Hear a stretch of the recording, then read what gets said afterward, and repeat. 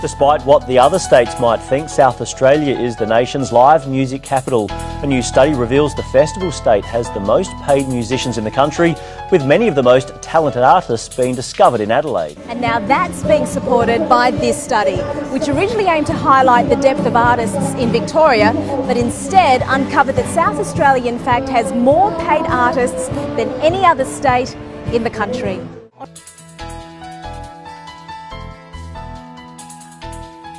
What are your first impressions? It's actually been pretty lively. Yeah. I mean, and I also think it's got some of the, some world-class venues here. I think you've got more than enough venues here. I think actually the problem is local talent and re-energising an audience to go and see it. I mean, you've probably got more venues in that central area of Adelaide than any other city in the Southern Hemisphere. That is, frankly, you could do with a couple more closing down.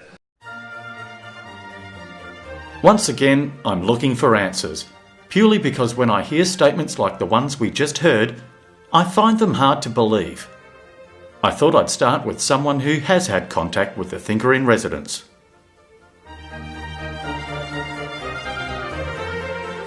How long have you been, has your family been operating this hotel? We've been here now for just on 20 years. We came here in the late 90s because we're acoustic music buffs. Daddy plays banjo, sister plays mandolin, I play a couple of squeeze boxes and whatever. So did anybody from the Reverb Report, Martin Elborn or any of his staff, make contact with yourselves? Yes. Martin and a couple of the Reverb people came out for a chat with Dad and my sister Melissa about 6 months ago.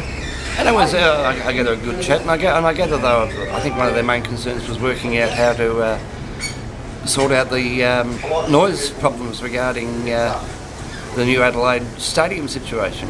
I think they're having some problems down there.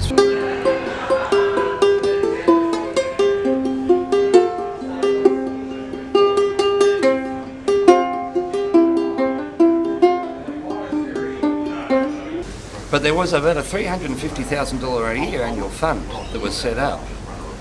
Now, I've been hearing stories lately that basically that whole fund's being used to fund taking Adelaide bands to Glastonbury. Well, that's an interesting connection. Yeah, it's an interesting connection. Because Martin Elborn is a band booker from Glastonbury. Yeah. So, if that money is just being used to take local bands out of the place and even just to one place and not giving them much, you consider what $350,000 a year could do for local festivals, local events, whatever, quite a considerable amount of money. Yeah. You have to ask yourself if the money is being spent in the right direction, if it's being spent actually looking after local music, or if it's being used to make people look good in other spots. Wait a second, I got to know more. And I know just the place to find out. Can you confirm for me the existence of a state government fund for development of live music in South Australia? There's been since the Diana Laidlaw days a state fund for contemporary live music. Now Di actually managed to win that, got the $500,000 per year. Under Labor, that didn't go up a single cent in over 10 years until the Greens amended the last gambling bill and got some more pokies money put towards live music. So that money comes from the money that's generated by the pokies? By the pokies, that's right. So what does that fund sit at the moment? Well, it's about $850,000 now. It's been mentioned and suggested that part of that fund was given to the Thinker in Residence to take some acts to Glastonbury. Is there any truth in that? Not that I'm aware of, but that doesn't mean that it's not the case. Certainly I'd be asking government whether or not that is the case. That money should be going to live music and supporting live music in South Australia, so there should be transparency about how it's spent, and I'm sure that the government will be more than happy to share that information, given they say they champion live music in the state. And who would be the person that we approach with such an inquiry? Well, at the moment it's the Minister for the Arts, which is Jack Snelling. He wasn't the Minister just before the 2014 election, but he's the Minister now.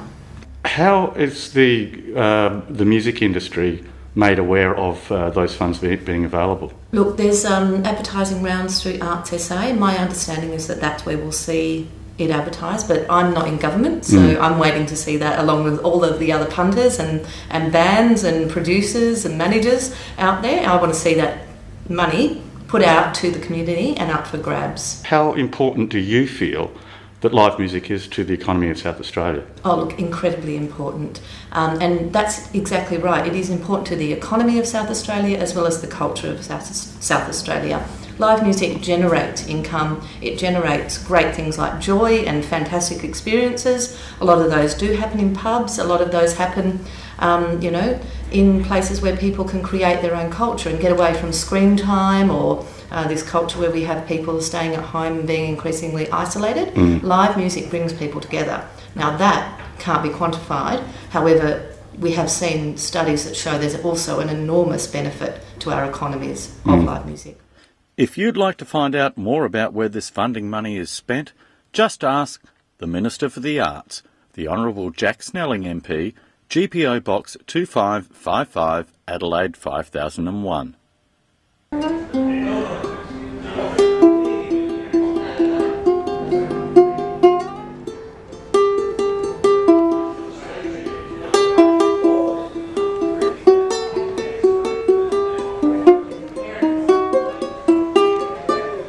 So if you were to have any advice for the next generation of young musicians coming into the industry, what would it be?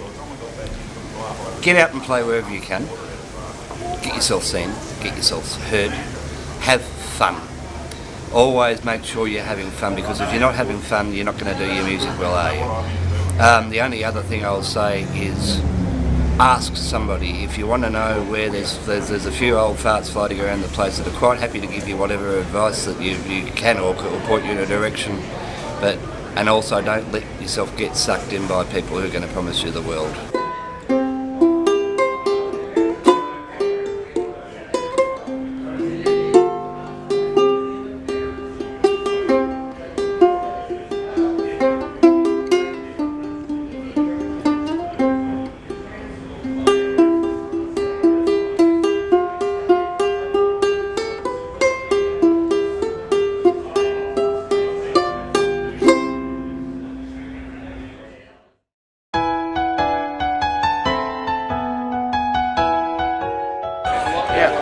Now, Robert, you have been a music journalist for how long? 25 years. And you've seen a lot, I would imagine, in your career. I have seen a lot over the years, yes. Now, specifically, you have reported on the Adelaide live music scene. Yes, yeah, generally, yes, Adelaide. I have a lot of friends who are musicians and they're my age, and they say, oh, the scene's not as good as what it was now, it's not as vibrant. I was arguing with them, oh yeah it is, and it's just because you don't go out and see the younger bands. Like here in Adelaide there's a thriving heavy metal scene. There's actually a thriving folk scene.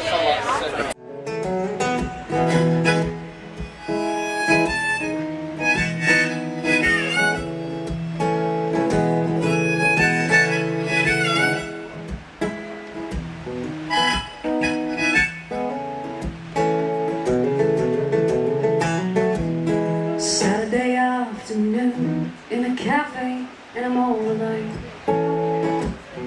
just where I wanna be, and I sit in a room with a great ocean view, and I write to someone who might care to read.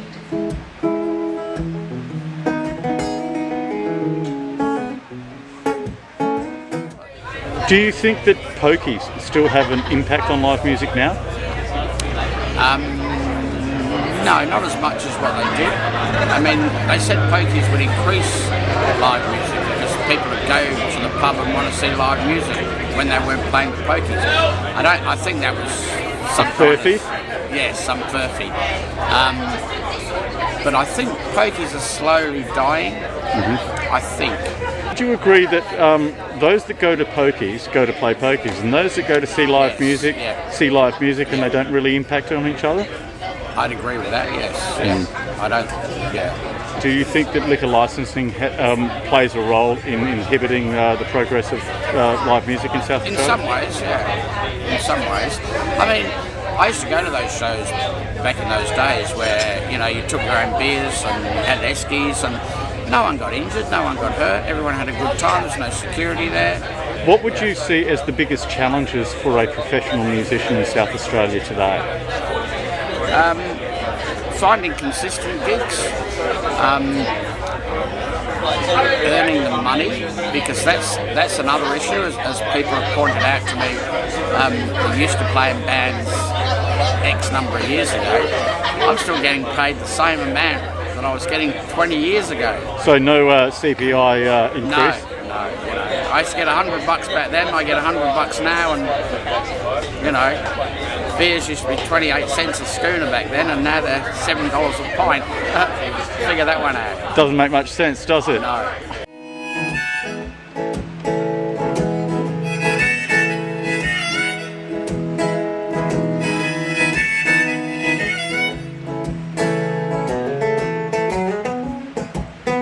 It's not like I don't like your attention, and I sure do love your smile, but it's not like I don't have a plan. Do you find with some of the older, more veteran acts that they're somewhat a bit jaded and not really kept up with times? I think some of them, without naming any names, yes, some of them are a bit jaded and haven't kept up with trends, or well, not musical trends, but just with the way things are going and stuff. And it is harder to get gigs these days because back in my day, bands could put their own gigs on. They'd hire a church hall and throw a gig on a Saturday night. But now there's all government restrictions in regards to that, as far as licensing laws go and insurance and all that kind of thing.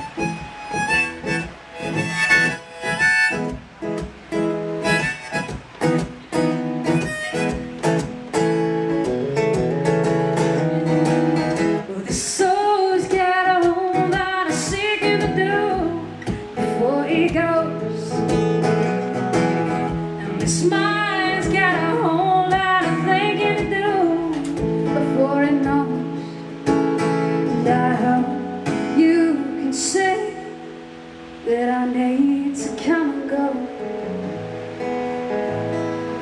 and I hope you'd agree that you need to come and go.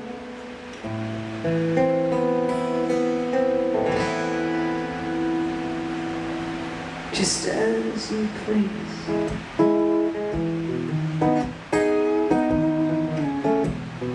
Do you think that the young ones have a little bit more of an advantage because of social media, etc.? I think so, yes. Social media is a great tool as far as getting your word out about what you're doing. And filling audiences. And, yeah, informing. A survey said that 70% of people now find out about gigs or concerts via Facebook.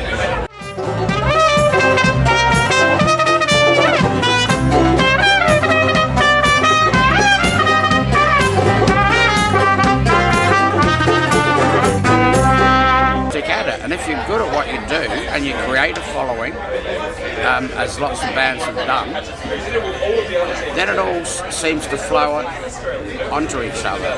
Then you get invited to play festivals, you pick up more followers, all that kind of thing.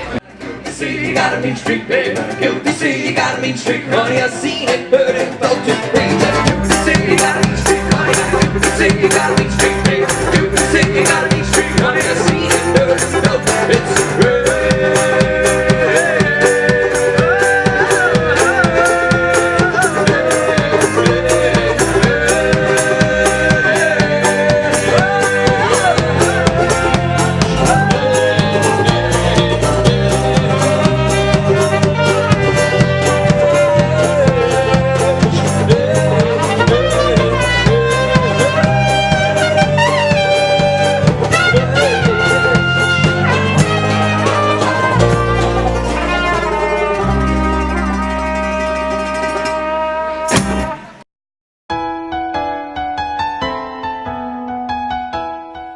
Every city council runs public events, and they're a great source of paid gigs for both experienced and relatively new performers. How important to South Australia do you think live music is? I think live music is critical. In my own electorate, the electorate of Norwood, the Kensington Residents Association, the KRA, has organised an initiative which has live music at the Kenzie Hotel for the first Tuesday of every month.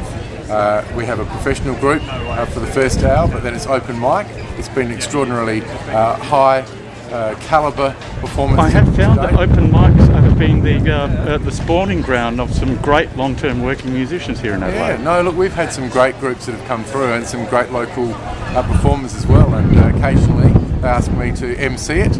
I haven't got a lot of musical talent, I must say, and I'm very pleased that they don't ask me to participate. But you need performers and you need an audience, and they're the two great ingredients in live music. Red lipstick. Hello. Nice to meet you. Nice to meet you. Lovely to meet you. Now, couldn't you tell? And your name is? Celeste. Vicky. Aaron. Deanna. Excellent. And how long have you been in the business? Too long. Don't tell anybody. What do you call too long? About 10 years? Yeah. Many years. It varies between us, yeah, but probably between 8 to 10 years for all of us. Excellent. So tell me, what sort of gigs do you normally play as a singing group? So we do a lot of community events, we do a lot of charity events, fundraisers and things like that. How do you, with your experience in the industry so far, how do you find the state of live music in South Australia? Is it hard to get a gig? It takes some time. Yes. Once you get in there, it's not too bad, but it does take some time if you're starting out. So you need to get yourself into somewhere that's really going to help you launch yourself into the industry. And do you guys work through an agency? We are self-managed, actually. We're through Talent Work Studios, so right. we do, which is the owner. Oh, is that right? Yes, obviously. Very nice to meet you, man. Talent Work Studios, yes. So tell me, how important is social media in the success of an act such as yours? Social media is really important, actually, and it's really helpful because even with gigs like tonight, we've told everybody that we're performing here. We've got a whole bunch of people coming to watch, which is great because you'd love to show your family and friends, and also people that have seen you at gigs, they can stay connected with you as well. So definitely recommend it. So call your head up, girl, and you'll go far. Listen to me when I say I'm beautiful in my way. Just gotta make no mistake, I'm on the right track, baby. I was born this way. Don't have yourself in regret, just love yourself and yourself. I'm on the right track, baby. I was born this way. Ooh, there ain't no other way, baby. I was born this way. Baby, I was born this way. How are we, boys? Good. Hey, let me ask you quickly, I know you're busy, but so the last time I saw you, you were busking for the gig. Yeah. This one's a paid gig? Yeah, that's right. This one's paid. I bet you enjoy that. Yeah. Tell me, do you prefer the big events like this to work in the streets? They're both good, I guess. They're pretty different, but good balance is good, I guess. Good on you, mate. It's all about the art, isn't it? Good on you.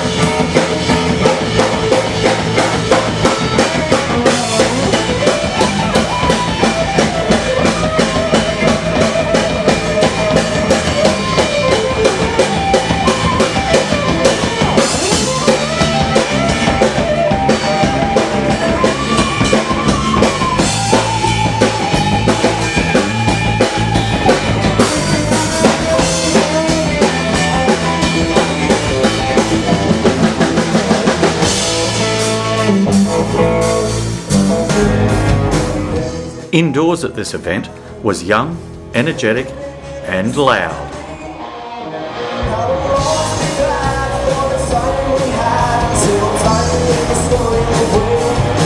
How long's Exit been together? We've been together for 4 years now. Right, and was that your first band? Yeah, my first ever band. My teacher actually worked at one of the other schools that that band was at. Had everyone, had the guitarist, drummer, bass player, and yeah, he saw me, he knew I could sing at the school and bring us all together. Tell me, how do you find it getting gigs? Well, That's something actually to ask our manager. We don't really take much part in the. So you do have management? But yeah, we've got a manager.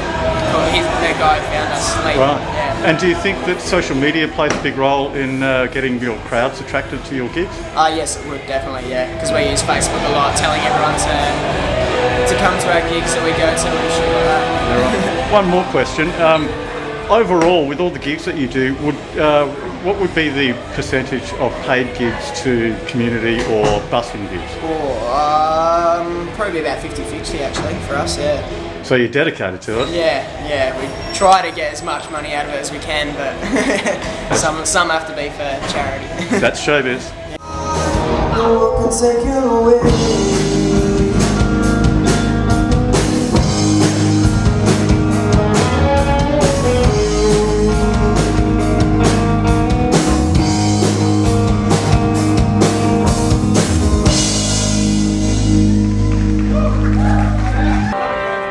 Outside, a little more sedate, and yet another genre of young musicians.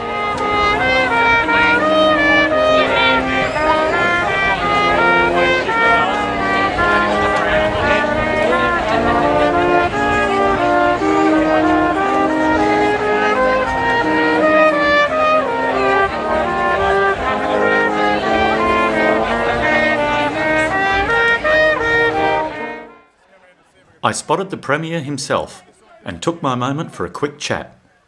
Can you tell me what impact do you think that live music has on events such as this in South Australia? Absolutely profound. I mean, the whole live music scene is just such an essential part of actually animating a city. We've spent a lot of time thinking about that. We brought in Mark Elbron, thinker in wrestling, and he's come in and given us some great ideas. What he found actually is that there are actually more live musicians, working musicians here than per capita here than actually even in Melbourne. So there's a lot of people here.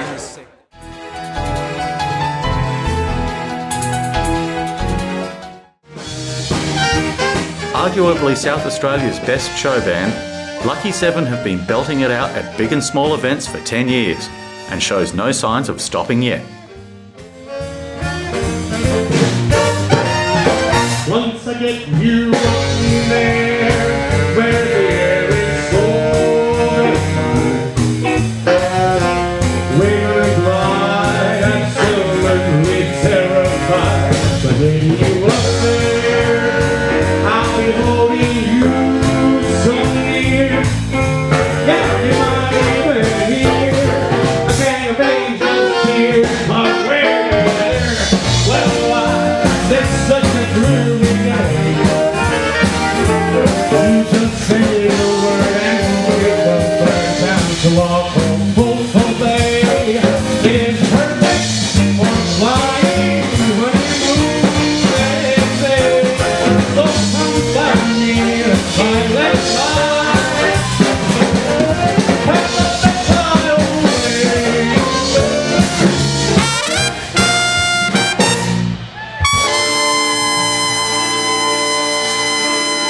Gentlemen, when you first started in the live music scene compared to now, how has it changed, if at all? For me, I've kind of really only come in the last 10 years or so I don't think a lot's changed. I think there are more venues trying to open up now compared to how they were before.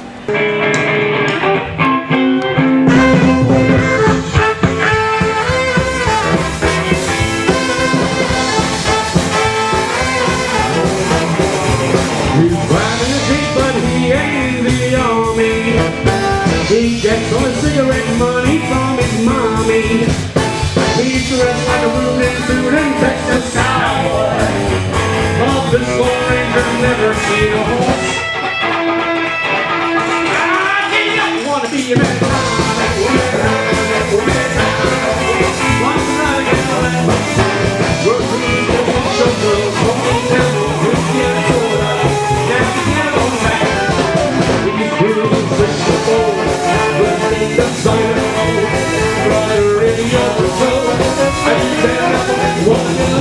Wanna be American.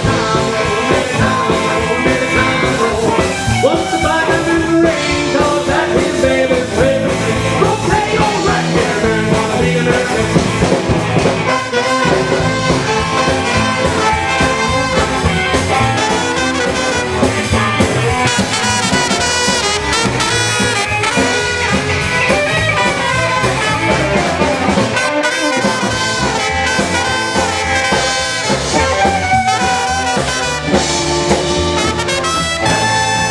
in terms of marketing Lucky 7, how important is social networking? Very important. Yeah, very, very important. We have we've got over 5,000 contacts through Facebook. We also use Twitter and we use other social networks as well, Instagram, other things like that. Particularly good if we go away on a trip somewhere, we can post up photos, let people back home know what we're up to. So yeah, it's a big part of what we do. Have a web presence as well, we've got our own website. So things like that are yeah, really important.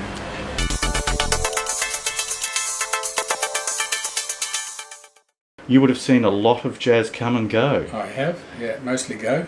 Mostly go. Well, speaking of that, how would you compare the state of play for jazz at the moment as compared to its heyday? It's a bit slow at the moment.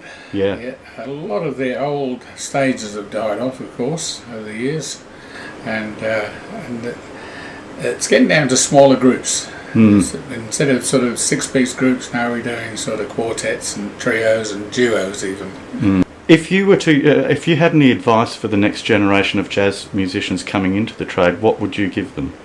Don't give up your day gig. Always keep a real job? Yeah, keep a real job on.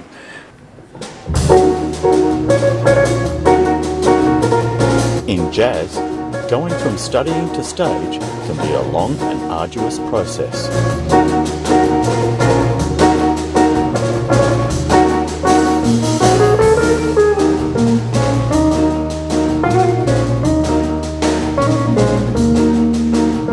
Going down the academic path of music is a science, and the pressure can be enormous.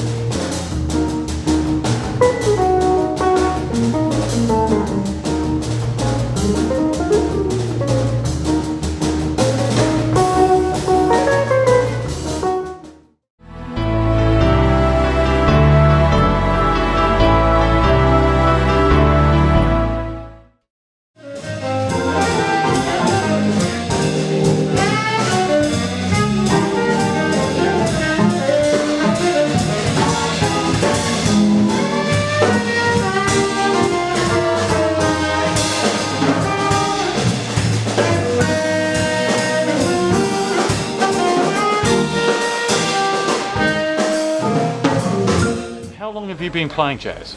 I started playing saxophone and sort of trying to be a jazz musician when I was about 17. I was a classical clarinet player up until then. Always wanted to be a jazz musician, always wanted to play jazz, loved it.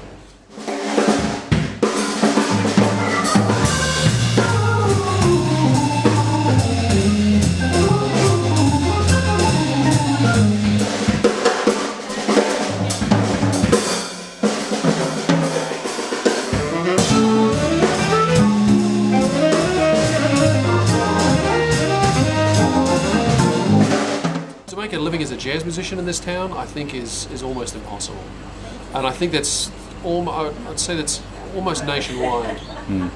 That's a very difficult thing, and I saw the same thing in the States. Every great musician is aligning themselves with the university. They all go and teach.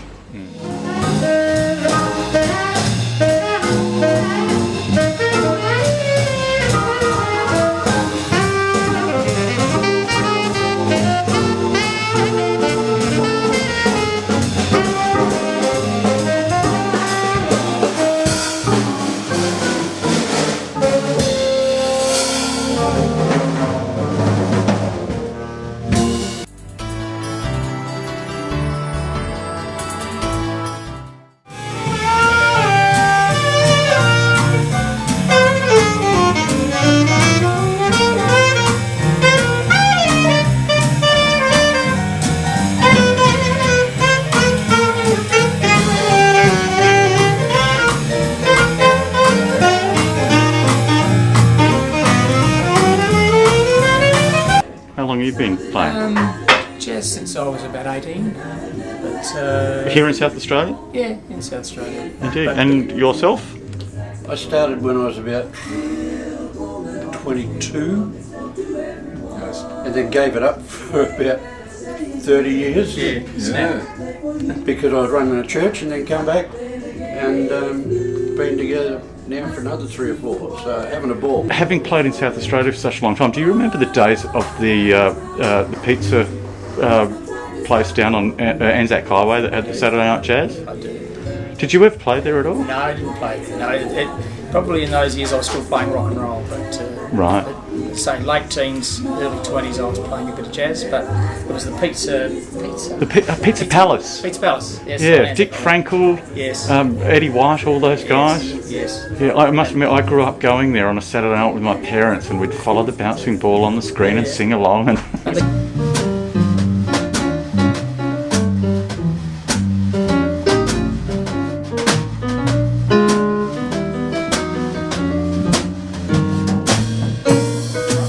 since you've, because you've played in other genres of music, as you just mentioned, rock and roll, etc., is it more enjoyable playing jazz? No question. Really? Well, rock and roll puts you in a straitjacket, I think, as a drummer. Right. I mean, certainly the rock and roll I played was mostly covers, so you're expected to play what people expect to hear from the record. Yeah, right. Whereas with jazz, every performance is different.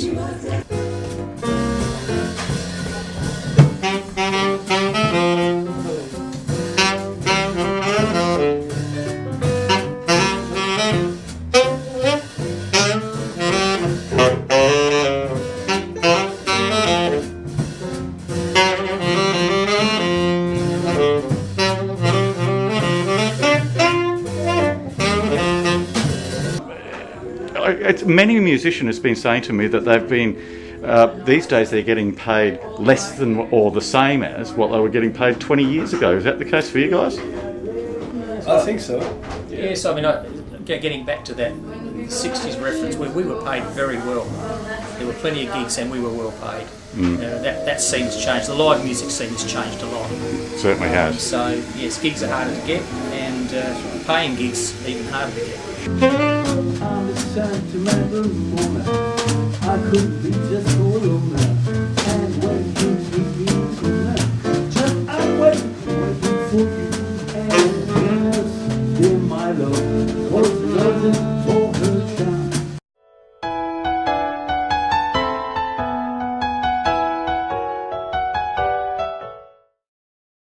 Fly me to the moon and let me swing among the stars. Let me see what spring is like on Jupiter and Mars. In other words, hold my hand. Hello, darling, all right? It's going on. You got hairy fingers. No, I haven't. In other words, baby, kiss me. Fill my heart with song and let me swing forevermore. You are all I long for, all I worship and adore. Come in. In other words, please be true. In other words, baby, I love you. If you fly me to the moon, let me swing among the stars. Let me see what spring is like on Jupiter and Mars. How do you find the standard of youth talent coming into jazz these days? Very good. I haven't played a new number for 60 years, and all these young guys are actually playing numbers that I've been playing for 60 years, and they're interpreting it just as good as I am. A lot of jazz gigs still left in South Australia? Oh, yes. So it's alive and well? Oh yes, yeah, reasonably. The big problem is that with the jazz stuff is that you've got to supply the people as well. With the rock stuff, they just rock along, but you've got to go to a venue, and the venue want the music, and you want you to supply the people like we have today. So a loyal following is very important. It's the only way to do it. In other words, hold my hand. In other words, baby, won't you kiss me? Mike and I have been in the business about 25 years, and we started off together at school. You know, we started singing together in school bands, which were big bands back in those days at high school. I'm a tenor sax player, Mike's a trumpet player. Just listen to all the greats, Nat Cole, you know, Sinatra, Sammy Davis Jr. And it spurred you on. Spurred us on, and our parents had a great love for this music too, so it made it really easy for us to find our way in this. Yeah. The young guys are great to work with because they're hungry. You know, some of the older guys, not that they're tired, it's a different way of playing. The younger guys are a bit more edgy and they're more amenable to us changing things up. So we come up with crazy ideas all the time, like you might have heard us do moves like Jagger. We come up with the arrangement for that, and they love doing that stuff because it's current. Yeah. It makes us more current too. In other words, please be true. In other words, I love you.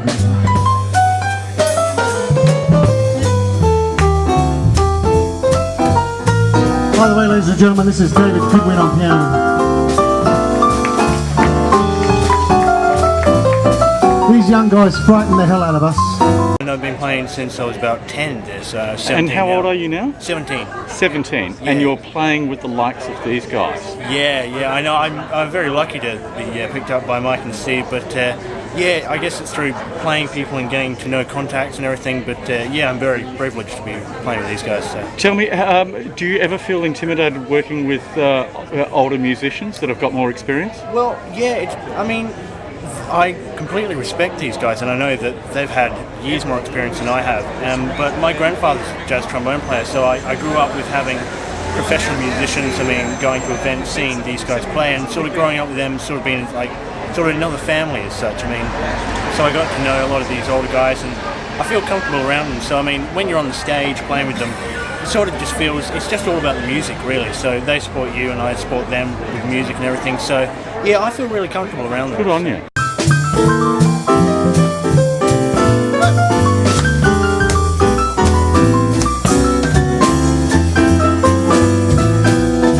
The jazz scene in South Australia, when you started out, how does it compare to now? It's kind of difficult now. You know, a lot of venues aren't promoting live entertainment as much as they did, I guess because of the pokies. But for the main, there's venues like this. Venues are in places like, you know, in the eastern suburbs they do a lot. In some of the bigger pubs they have bands on. It's probably like it was really. It's just that it seems less. We're doing a lot more stuff in the States.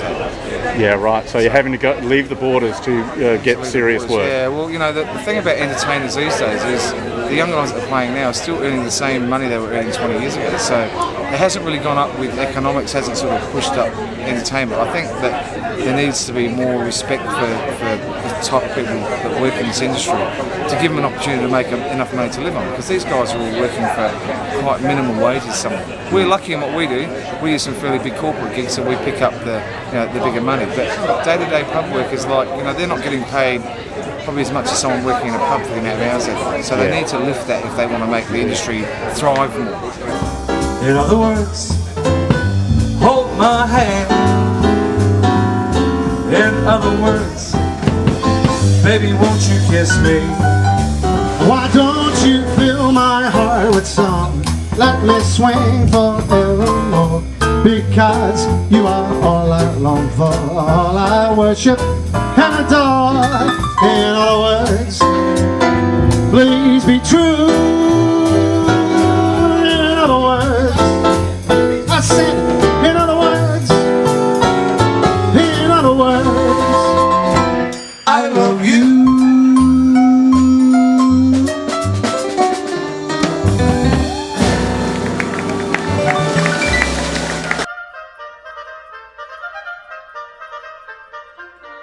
The Capri Cinema in Goodwood is home to one of the most unusual and charming live music performance in the city.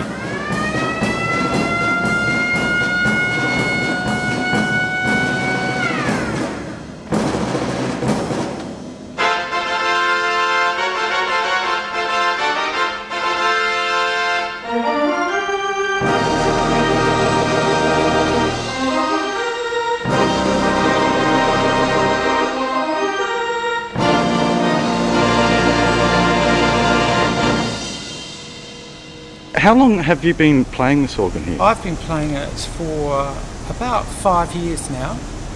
Is it a thrill every time you do it? Pretty much. Like all musicians, I guess it depends a lot on the audience. Yeah. Now, it must be a unusual thing for the audience because live performance in a cinema is not a common occurrence. No, which is really weird because it certainly was when the movies were silent. And in fact, that's the reason why those were invented, because they started off with a whole orchestra, very expensive. Even in those days, they had to make money. Much cheaper to pay one organist.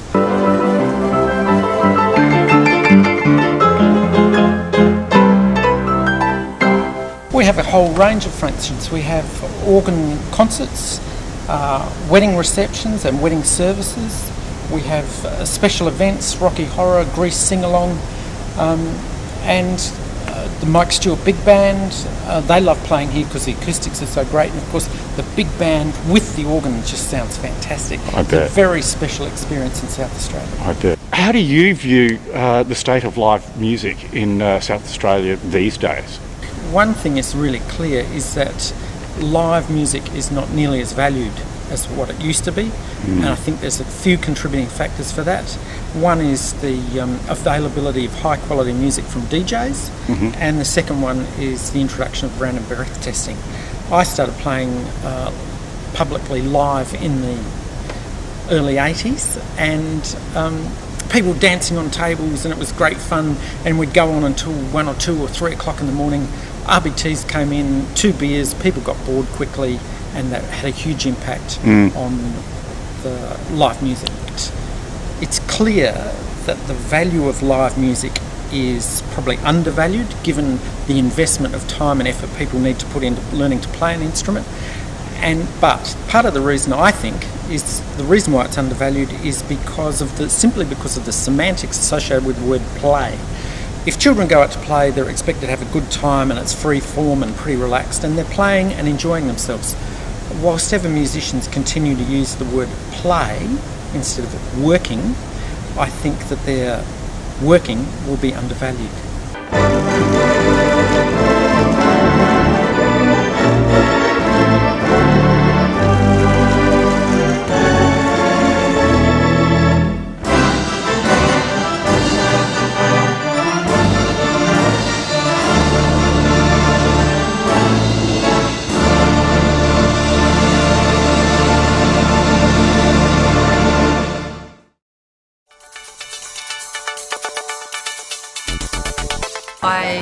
I had the dream, and I fell 50 metres off Merino Rocks, which is a cliff here in Adelaide, South Australia, and I was in a band that was going places and looking at contracts, and yeah, I was in a coma and came out of the coma, this is very cut short, and then decided to give it a break.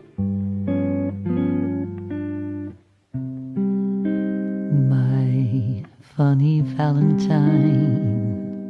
Joanne was not expected to walk or talk again, let alone sing. Such is the healing power of music. You make me smile with my heart.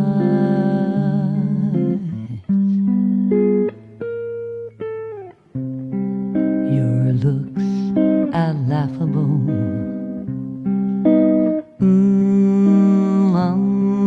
Unphotographable, yet you're my favorite work of art.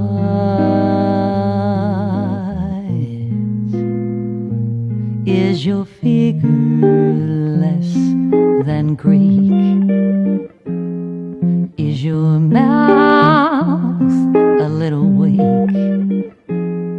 When you open it to speak, are you smart?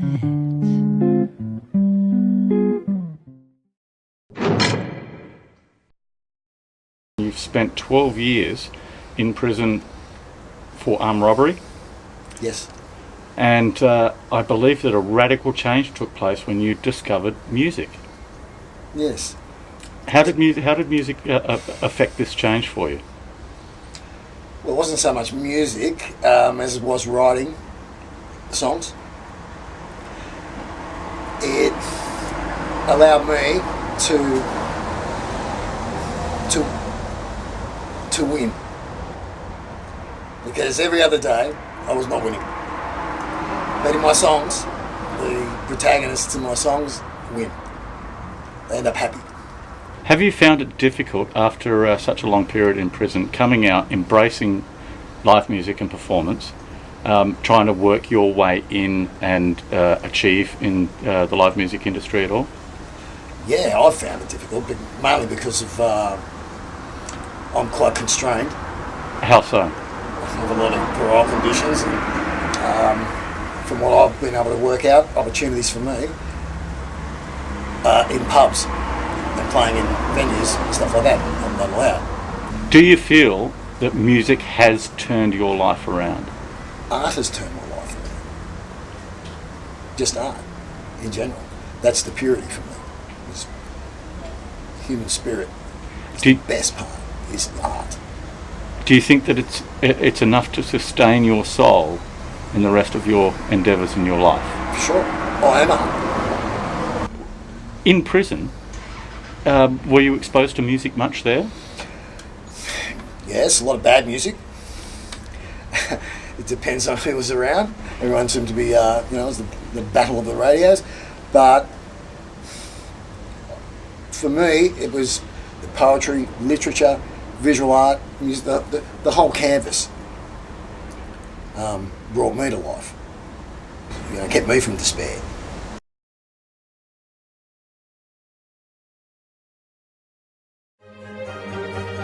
A wise man once said to me, if you want to know about something, talk to someone who's been doing it the longest.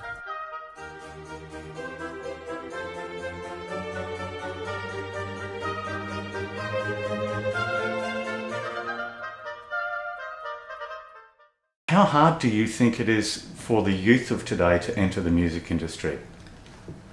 Well, it's really not hard if you have a go. Nothing's beyond achieving if you have a go.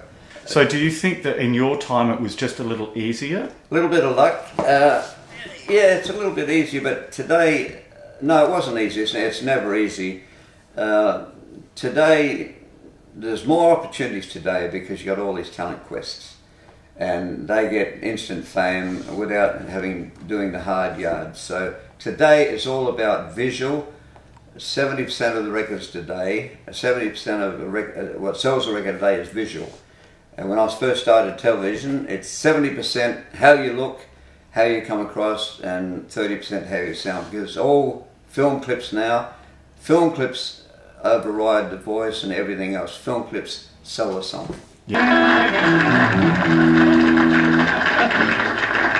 Oh, I don't believe it, but I didn't believe it myself, John. Thanks, Chad.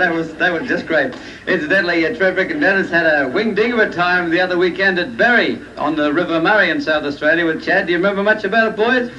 Only drinking Coca-Cola. Let's hear Trev Rick and Dennis play Invitation to the Blues. Trev Rick and Dennis. 81 years old, you're still working as a professional musician. Do you utilise social media, Facebook, that sort of thing? Absolutely, because without the media, we're nothing. You have to have exposure. If you're not in the window, if you're in the media, you're half sold. If you've got a product, if you get it out there, whether it's on YouView or YouTube, you've got a chance. Yeah. Because it's about promoting your wares.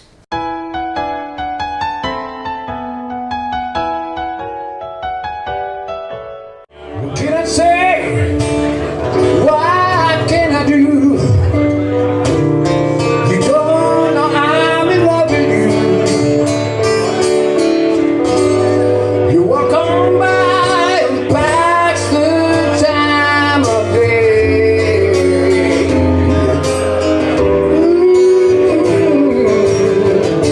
How many years have you actually been performing now?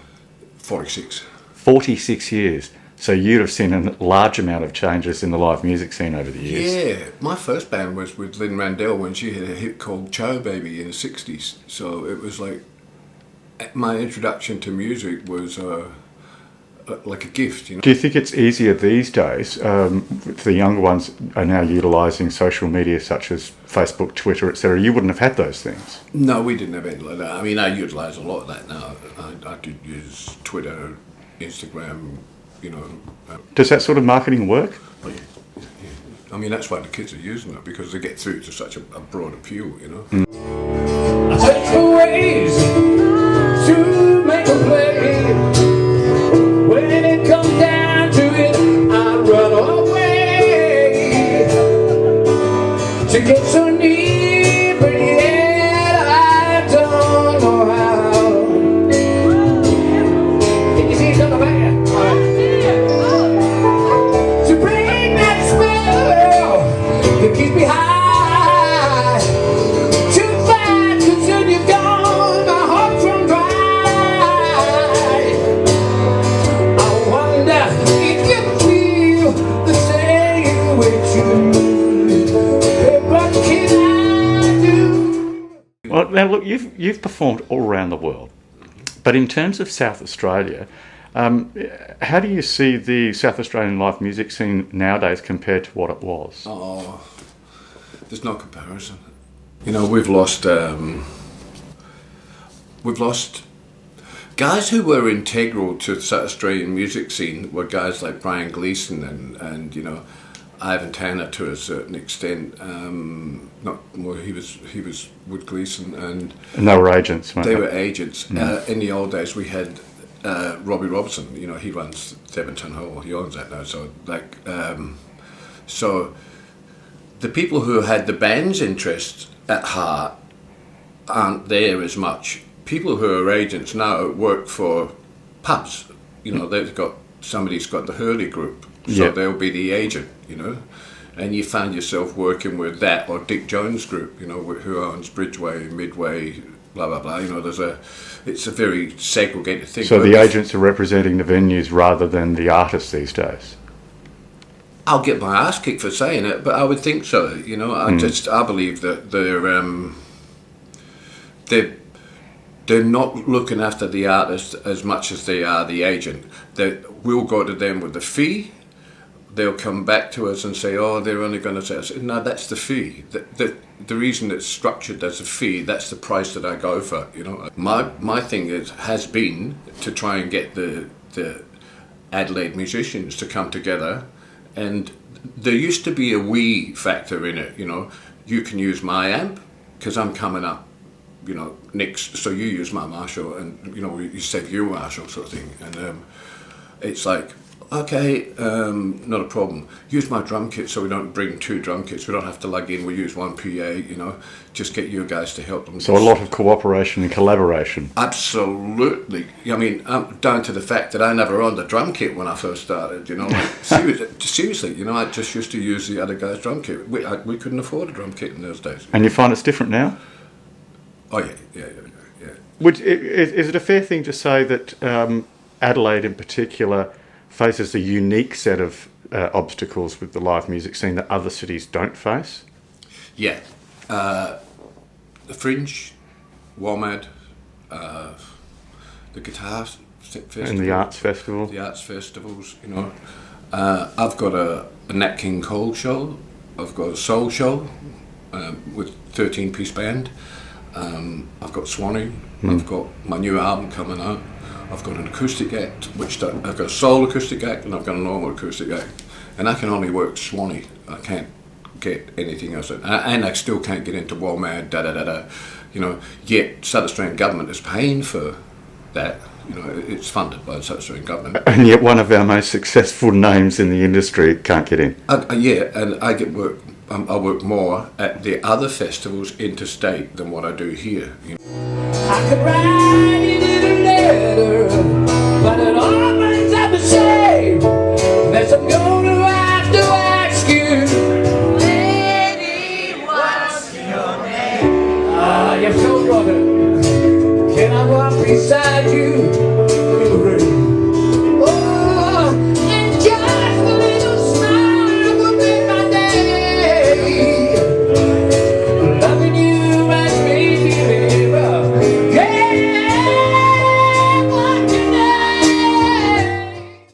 whilst Martin Elborn, the thinker in residence, was here, did he or any of his staff make contact with you? No. Not at all? No. The thing is that I offered to do the same thing. I wrote to the Premier Weatherall. He was a Musicians' Union's lawyer. Mm-hmm.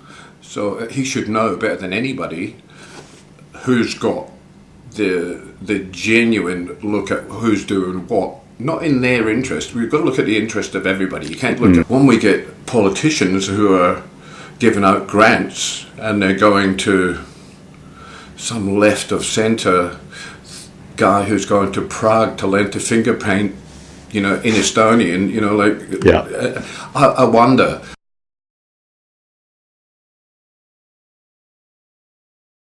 I think you've got more than enough venues here. I think actually the problem is local talent and re-energising an audience to go and see it.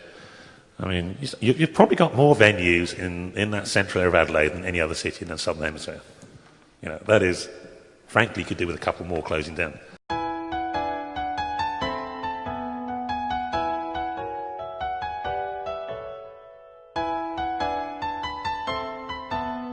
On the evidence that I've seen, the state of play of live music in South Australia is alive and well, and is likely to continue growing in the coming generations. It's up to you, the audience, to get off your bums, go out there, watch live performance and support South Australia's live music industry. Vote with your feet. Don't leave it to the politicians, and you can decide the future for live music in South Australia.